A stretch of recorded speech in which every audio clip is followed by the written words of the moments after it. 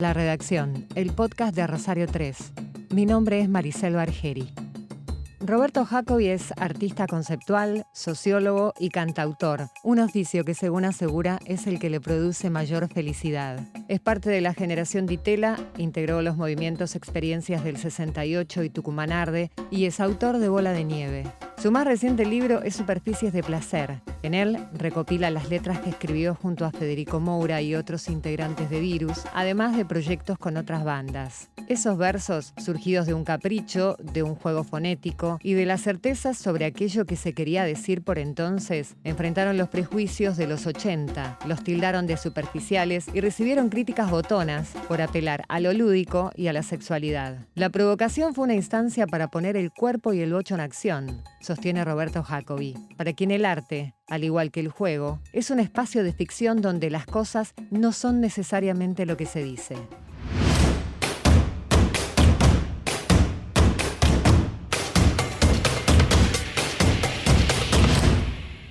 Superficie de Placer no es tu primer libro, pero sí es el primero en el que compilás de algún modo tu experiencia como autor y también como cantante. ¿Cómo surgió el libro? Bueno, por iniciativa de amigos, en realidad. Bueno, veían que tenía una cantidad de letras, algunas nuevas, otras más de la época de Virus, y que les pareció lindo que hubiera una especie de cancionero. Y bueno, ellos trataron con la editorial, todo, o sea que por suerte no tuve que hacer ningún tipo de trámite. En el prólogo contás un poco cómo era el proceso de escritura de las letras en Virus. Si bien la mayor parte eran tuyas y también componías, bueno, con Quique Mugetti, había algunas que surgían en soledad, como detallás, otras a partir de charlas o de maquetas sonoras que Federico Moura te pasaba. Muchas veces los versos surgen de un capricho o de un juego de palabras o fonético, es lo que estoy leyendo, y pienso en, qué sé yo, bandas, chantas, araña en la nada, por ejemplo. Contame un Claro. poco más sobre ese proceso de composición. Bueno, parte muchas veces como de un juego de palabras o de una idea lingüística, como por ejemplo el caso que decís vos, ¿no? Que es todo un género ese de hacer canciones con la misma vocal. Bueno, hasta hay novelas con la misma vocal y no, o sea, no había ninguna pretensión de originalidad, sino como un juego con eso.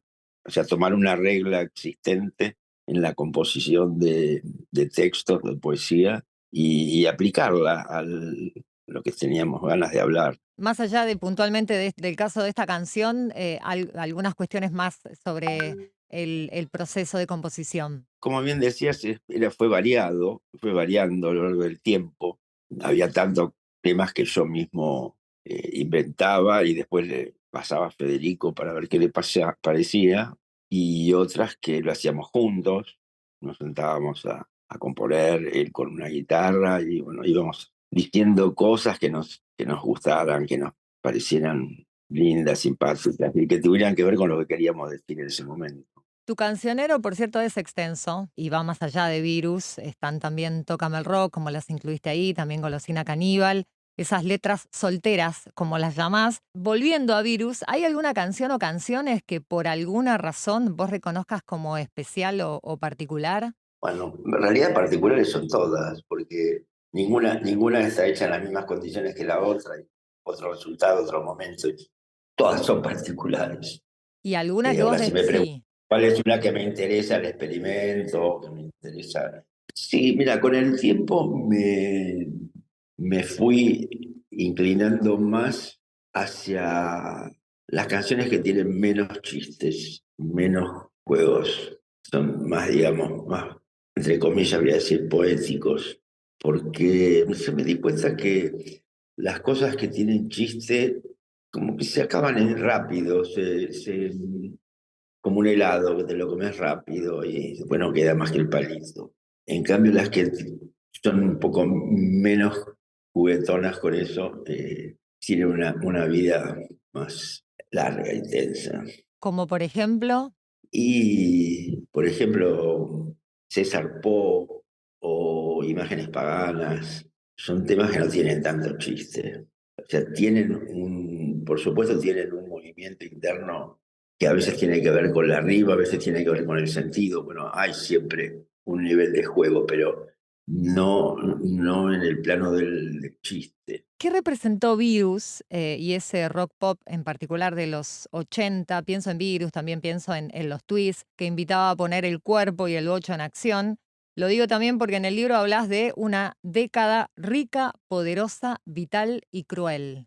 Porque yo creo que en los 80, incluso antes, como cuento Los Redondos en los fines de los 70, 78 por ahí, un poco más, cuando se forma el grupo, ya tenían como una inclinación más a lo teatral, al baile, ¿no es cierto? A una situación gratificante, digamos, más que a, sí, o también combativa a veces, ¿no? Digamos, eso básicamente. También mencionas en Superficies la polisemia de las letras y del lenguaje en general, en la apropiación y la decodificación. En Virus conviven bajo un manto lúdico, qué sé yo, el dolor, la sexualidad, la crítica social, política, cultural, que también incluía el rock, como en el caso de Ay, qué mambo. Y tal como decís, las anteojeras no permitieron ver todo eso que criticaba tanto el progresismo como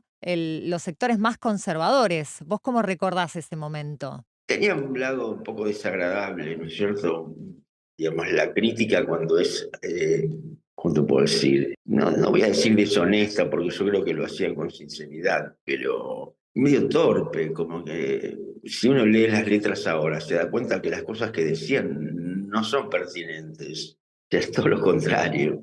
Decían, suponte, toda la idea de la superficialidad. Y bueno, ahora se entiende por qué era superficie, ¿no?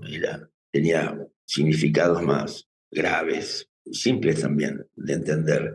Pero había una reacción en que era incorrecta, injustificada realmente. Eso es lo que más me molestaba. Y sobre todo me molestaba cuando venía de críticos supuestamente que simpatizaban, digamos, con la juventud, la democracia, etcétera. Siempre es más doloroso cuando te critica a alguien con el que tenés elementos comunes, ¿no? ¿Y vos a qué atribuís esas anteojeras? ¿Una cuestión de, o esa incomprensión? ¿Pereza, por ejemplo? ¿Pereza? Sí, bueno, experiencia intelectual, sí. No ponerse seriamente a analizar, a escuchar la música, ver la letra, no sé, relacionarla con otras letras. Sí, eso es muy importante. Y también el ambiente, llamémoslo sociocultural o de costumbres, de modos de vida, ¿no? Era mucho más rígido en los 80 todavía. Se fue aflojando un poco con los años, pero es notable que eran, no sé, como pacatos, eran, no sé, temerosos, ¿no? Una crítica, a veces una crítica hasta te diría botona, de marcar, por ejemplo, que el cantante era gay. Uy, qué terrible, un cantante gay, ¿dónde se ha visto algo así? ¿Cómo puede existir en Argentina algo así? Y bueno, esas cosas que hoy son ridículas, absurdas, y algunas que eran ofensivas, ¿no?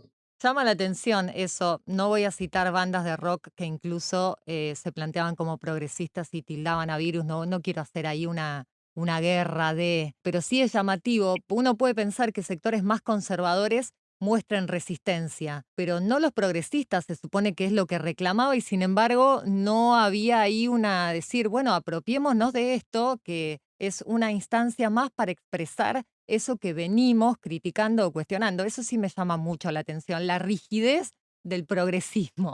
Sí. Y el progresismo era anticuado, machista, qué sé yo, todas esas cosas que ya sabemos. Con el tiempo aflojó y ahora al revés, está mucho más, digamos, a favor de la diversidad. Pero en esa época no era así.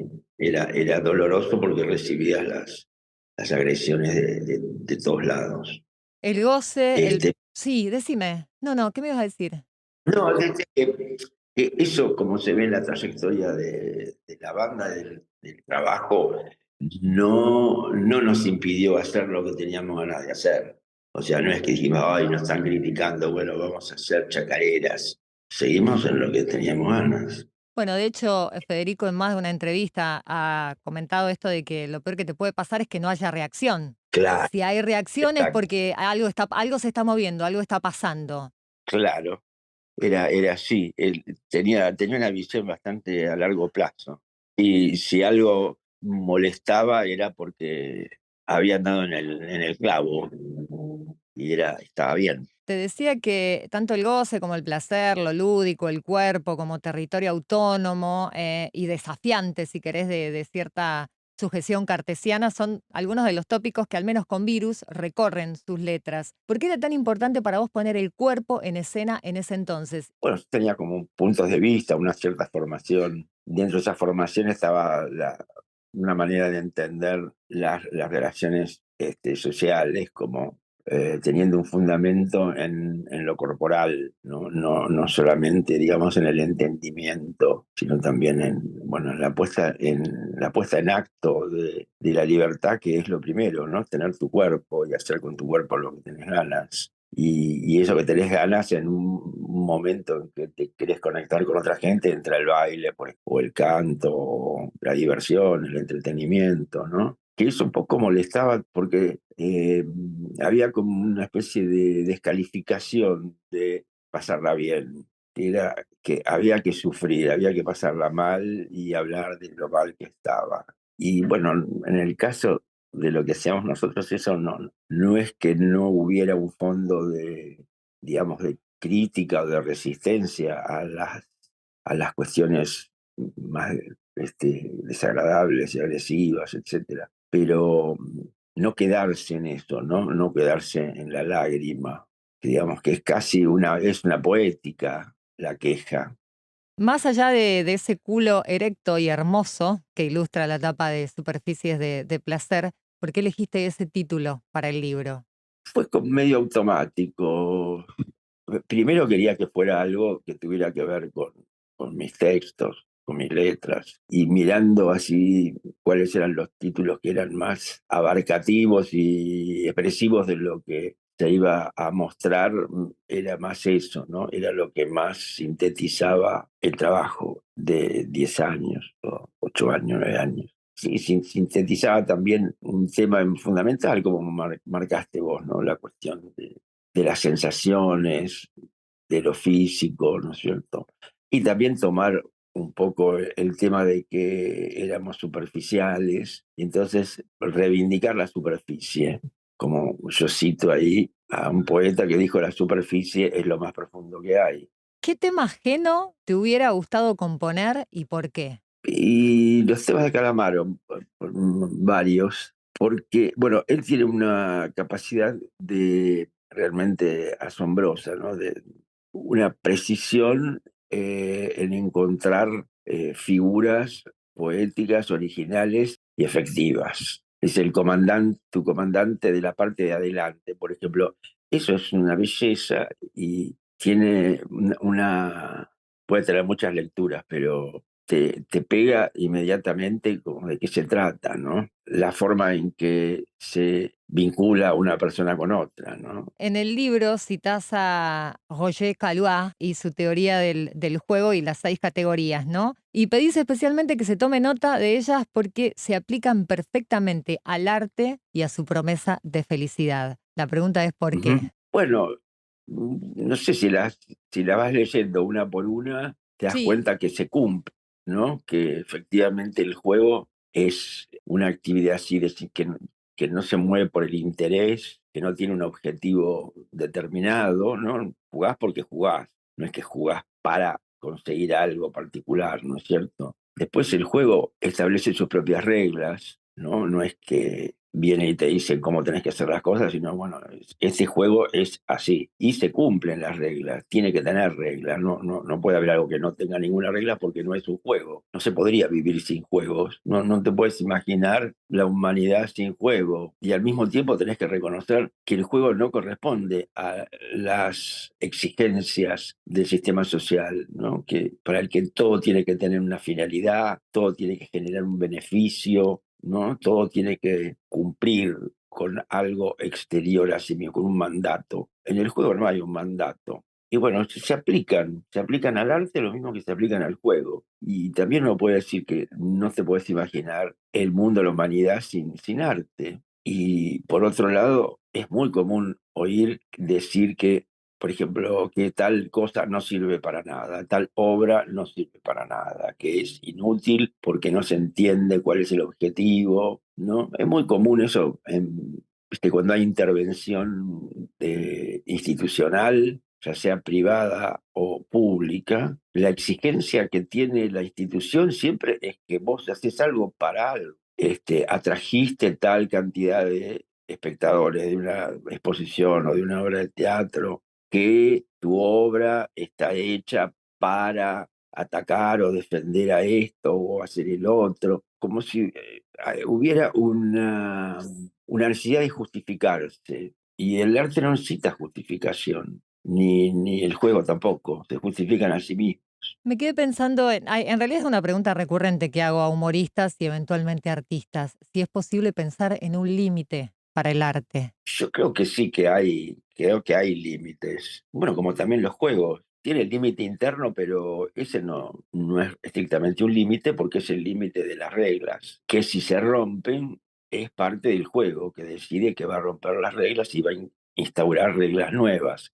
Y a partir de ahí aparece otro género o un subgénero. Te lo preguntaba también lo de los límites del arte porque algunas obras son cuestionadas, son vistas incluso como insultos. No sé, no dejo de pensar en León Ferrari, no dejo de pensar en un montón de obras bueno, que vienen a subvertir ciertas conceptos o ideas previas o preceptos o prejuicios y que son duramente cuestionadas. Entonces digo, bueno, si es posible pensar en un límite sobre el arte. En el caso del humor, por ejemplo, y bueno, no haría un humor con un femicidio, Claro, pero sí, claro, depende de dónde lo mires. Los límites de ese tipo, que serían ético-morales, políticos, que son indudablemente muy importantes y muy fuertes, son límites externos, contextuales. Si fueras a llevar adelante la libertad artística, todo puede haber cosas horribles, decir cosas espantosas con las que uno está totalmente en desacuerdo y me parece hasta a veces criminal sostener determinada cosa,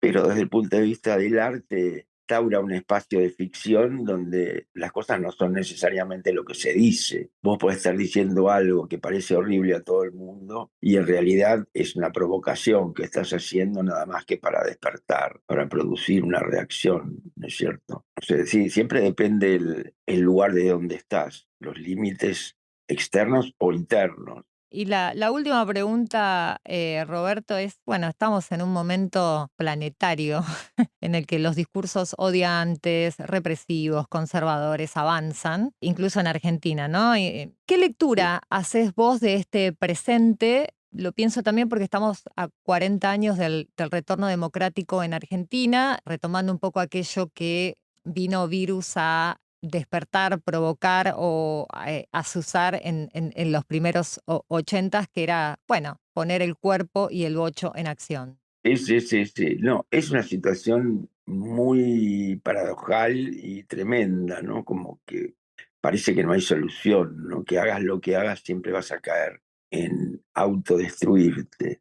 Y sí, es un fenómeno mundial que está ocurriendo y es tremendamente preocupante porque no se ve una salida hacia ese ir rodando cada vez más a una derecha extrema y conflictiva, ¿no? Incluso a varias derechas que luchan entre sí, porque hay situaciones en que vos ves, decís, bueno, no me quedo con ninguno de los dos, se están peleando, pero no son de mi agrado, no son lo que yo querría para mi país. Pero bueno, es algo tan nuevo para nosotros, para nuestra generación, que la tendencia es a compararlo con situaciones del pasado, para tratar de entenderlo.